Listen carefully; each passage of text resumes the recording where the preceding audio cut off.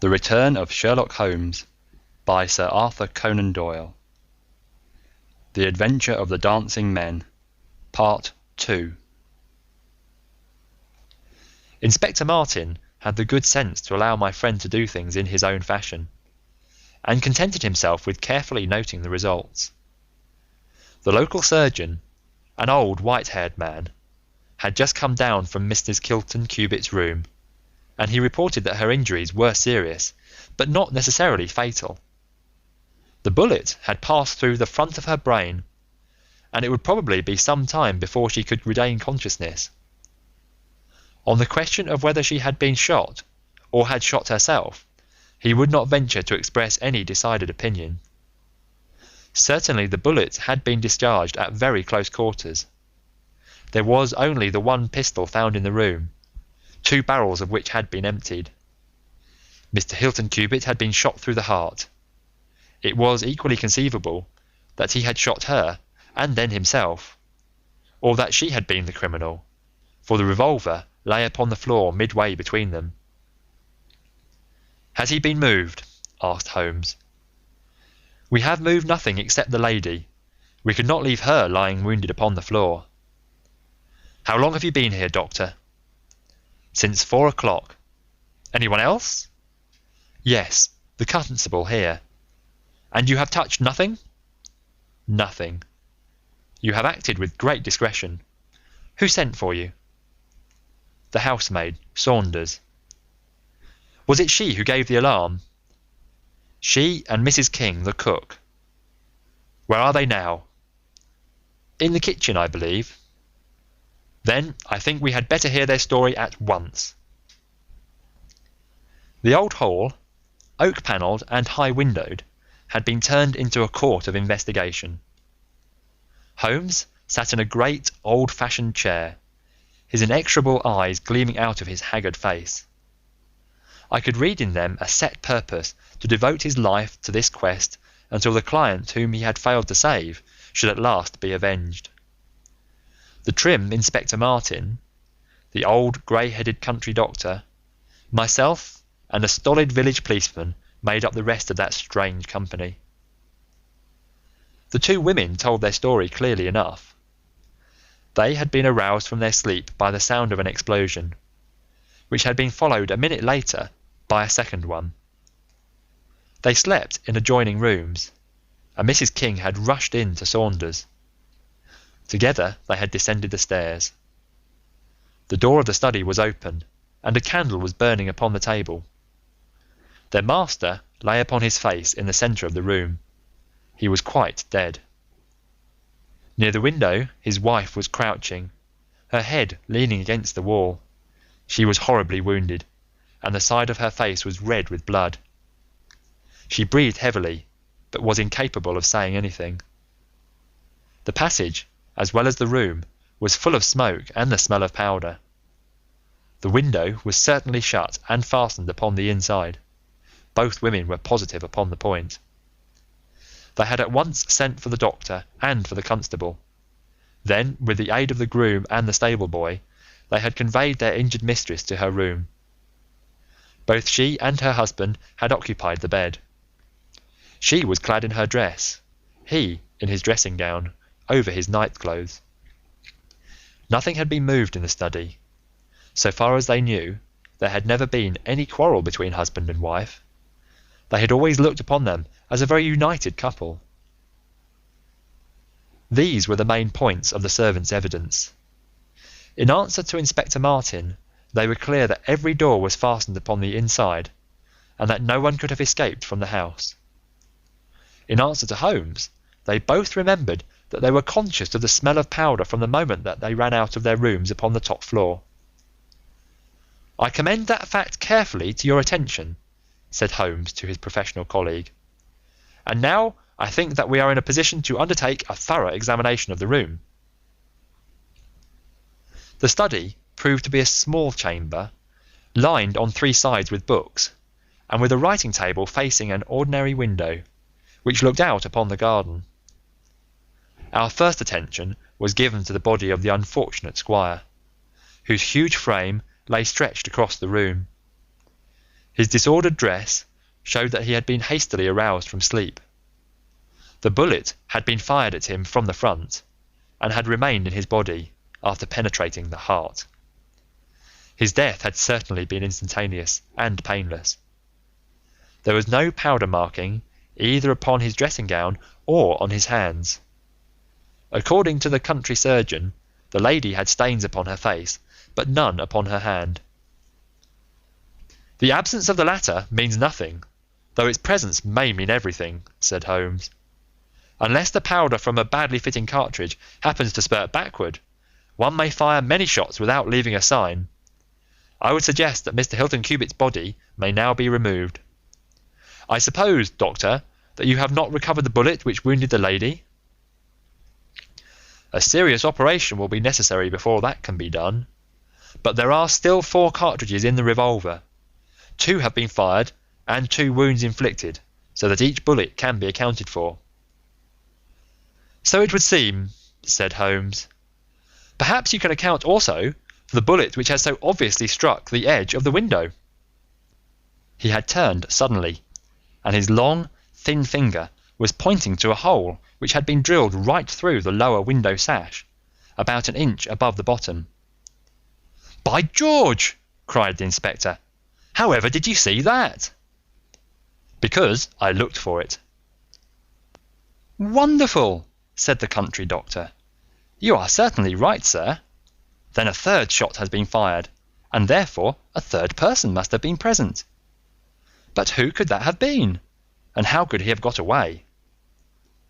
"That is the problem which we are now about to solve," said Sherlock Holmes.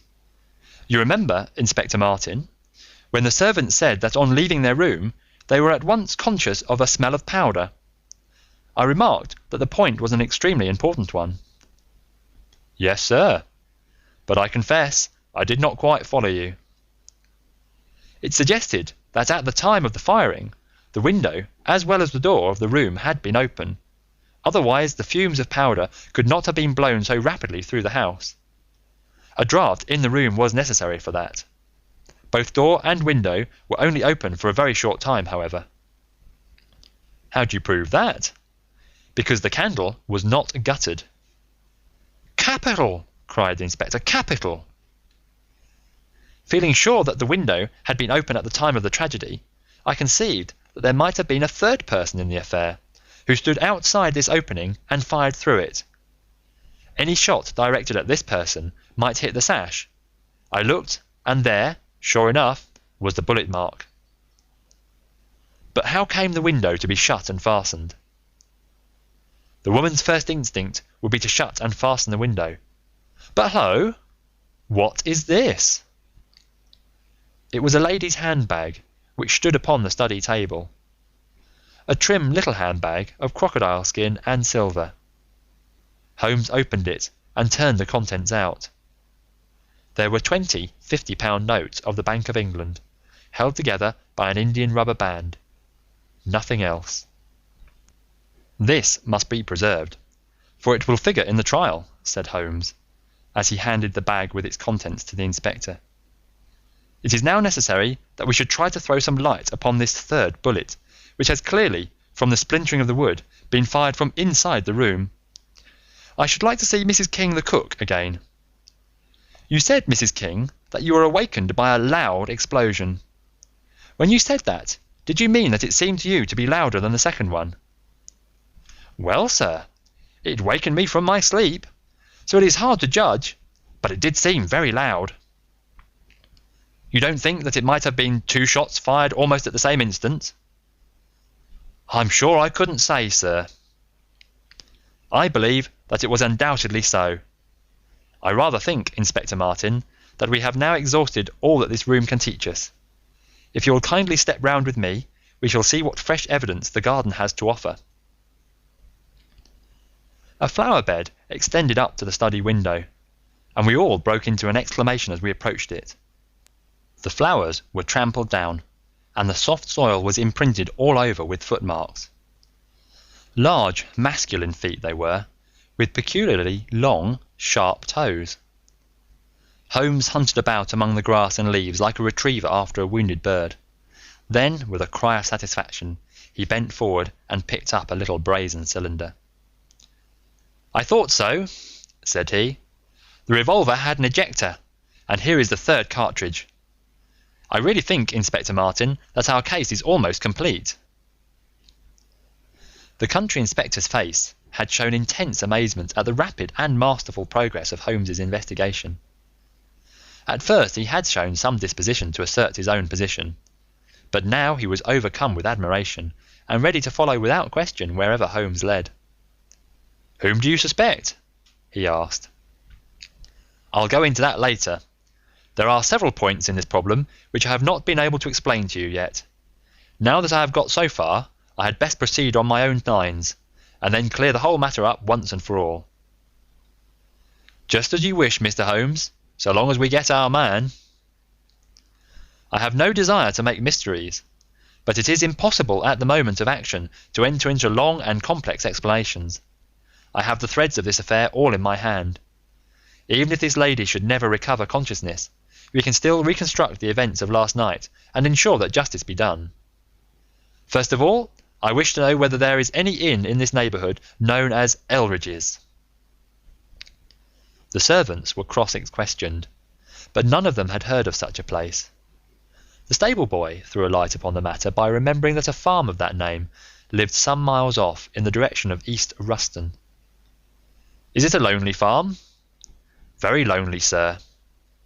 "Perhaps they have not yet heard of all that has happened here during the night." "Maybe not, sir."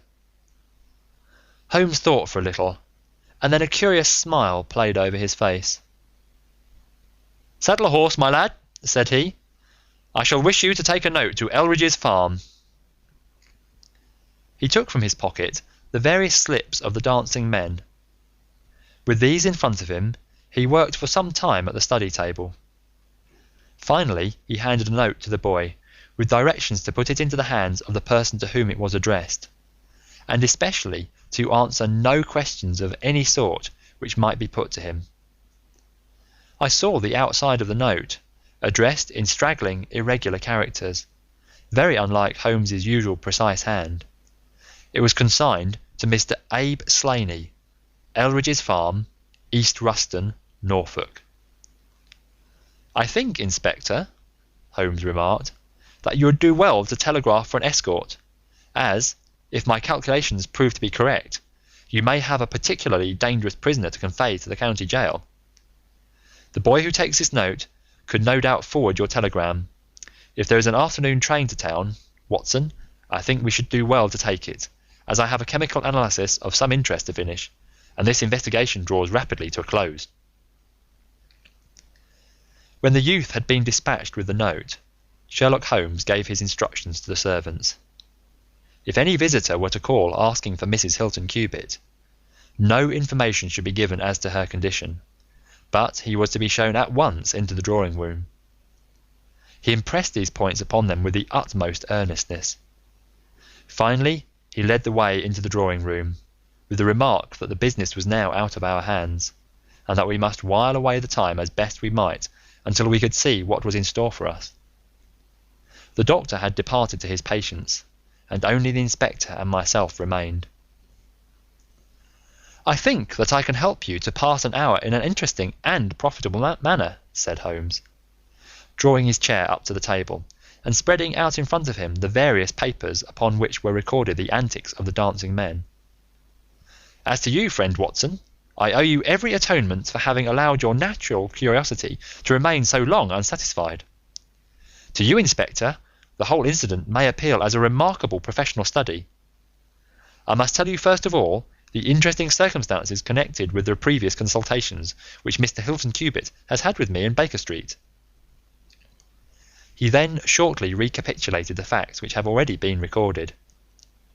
"I have here in front of me these singular suit productions, at which one might smile had they not proved themselves to be the forerunners of so terrible a tragedy. I am fairly familiar with all forms of secret writings, and am myself the author of a trifling monograph upon the subject in which I analyse 160 separate ciphers, but I confess that this is entirely new to me. The object of those who invented the system has apparently been to conceal that these characters convey a message, and to give the idea that they are the mere random sketches of children. Having once recognised, however, that the symbols stood for letters, and having applied the rules which guide us in all forms of secret writings, the solution was easy enough.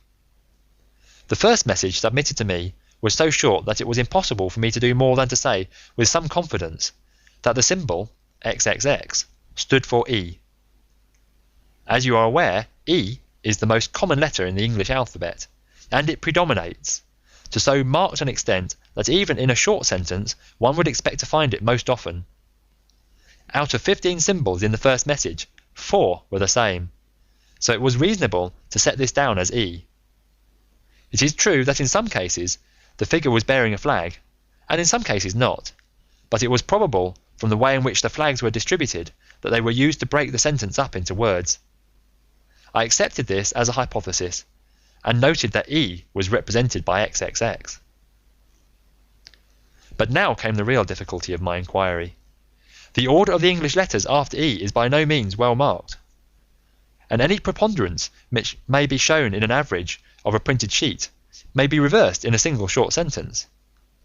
Speaking roughly, T, A, O, I, N, S, H, R, D, and L are the numerical order in which letters occur, but T, A, O, and I are very nearly abreast of each other, and it would be an endless task to try each combination until a meaning was arrived at. I therefore waited for fresh material. In my second interview with Mr. Hilton Cubitt, he was able to give me 2 other short sentences and 1 message, which appeared, since there was no flag, to be a single word. Here are the symbols. Now in the single word, I have already got the 2 E's coming second and fourth in a word of 5 letters. It might be sever, or lever, or never. There can be no question that the latter, as a reply to an appeal, is far the most probable, and the circumstances pointed to it being a reply written by the lady. Accepting it as correct, we are now able to say that the symbols stand respectively for N, V, and R. Even now I was in considerable difficulty, but a happy thought put me in possession of several other letters. It occurred to me that if these appeals came, as I expected, from someone who had been intimate with the lady in her early life, a combination which contained 2 E's, with 3 letters between, might very well stand for the name Elsie. On examination, I found that such a combination formed the termination of the message, which was 3 times repeated. It was certainly some appeal to Elsie. In this way, I had got my L, S, and I. But what appeal could it be? There were only 4 letters in the word which preceded Elsie, and it ended E. Surely the word must be come. I tried all other 4 letters ending in E, but could find none to fit the case. So now I was in possession of C, O, and M, and I was in a position to attack the first message once more. Dividing it into words, and putting dots for each symbol which was still unknown, so treated it worked out in this fashion. Dot M, dot E, R, E, dot dot E, S, L, dot, N, E, dot. Now the first letter can only be A, which is a most useful discovery, since it occurs no fewer than 3 times in this short sentence, and the H is also apparent in the second word. Now it becomes am here, A.E slain, or filling in the obvious vacancies in the name, am here, Abe Slaney. I had so many letters now that I could proceed with considerable confidence to the second message, which worked out in this fashion. A. E.L.R.I. E.S. Here I could only make sense by putting T and G for the missing letters, and supposing that the name was that of some house or inn at which the writer was staying. Inspector Martin and I had listened with the utmost interest to the full and clear account of how my friend had produced results which had led to so complete a command over our difficulties. "What did you do then, sir?" asked the inspector. I had every reason to suppose that this Abe Slaney was an American, since Abe is an American contraction, and since the letter from America had been the starting point of all the trouble, I had also every cause to think that there was some criminal secret in the matter. The lady's allusions to her past, and her refusal to take her husband into her confidence, both pointed in that direction. I therefore cabled to my friend Wilson Hargreave of the New York Police Bureau, who has more than once made use of my knowledge of London crime. I asked him whether the name of Abe Slaney was known to him. Here is his reply: "The most dangerous crook in Chicago." On the very evening upon which I had his answer, Hilton Cubitt sent me the last message from Slaney. Working with known letters, it took this form: Elsie.re.are to meet thy G.O. The addition of a P and a D completed the message, which showed me that the rascal was proceeding from persuasion to threats, and my knowledge of the crooks of Chicago prepared me to find that he might very rapidly put his words into action. I at once came to Norfolk with my friend and colleague, Dr. Watson, but unhappily only in time to find that the worst had already occurred. "It is a privilege to be associated with you in the handling of a case," said the inspector warmly. "You will excuse me, however, if I speak frankly to you. You are only answerable to yourself, but I have to answer to my superiors. If this Abe Slaney, living at Elridge's, is indeed the murderer, and if he has made his escape while I am seated here, I should certainly get into serious trouble." "You need not be uneasy. He will not try to escape." "How do you know?" "To fly would be a confession of guilt." "Then let us go arrest him." "I expect him here every instant." "But why should he come?" "Because I have written and asked him." "But this is incredible, Mr. Holmes. Why should he come because you have asked him? Would not such a request rather rouse his suspicions and cause him to fly?" "I think I have known how to frame the letter," said Sherlock Holmes. "In fact, if I am not very much mistaken, here is the gentleman himself coming up the drive."